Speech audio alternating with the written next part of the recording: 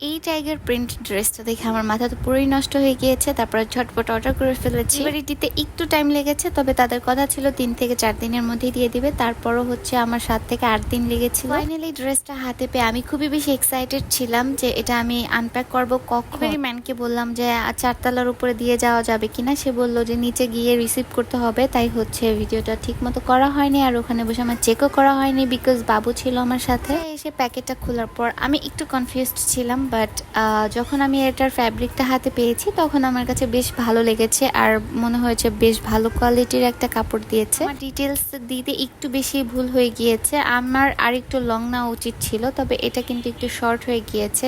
যেহেতু এটা একটা বেল্ট সিস্টেম ড্রেস, এটা যখন টাইট করে পরা হয় তখন আর একটু উঁচুতে উঠে যায়। তো আমি ভেবেছিলাম এটা একদম মানে রেডি করাই থাকবে, বাট নো, এটা তোমাকে আরো বেল্ট দিয়ে টাইট করে পড়তে হবে। এই জিনিসটা আমার মাথায় ছিল না, তাইলে আমি আরো 2 ইঞ্চি লং বাড়াই দিতে বলতাম, তাইলে বেটার হতো। আমি অনেক বেশি এক্সাইটেড এটা আমি কখন পরবো।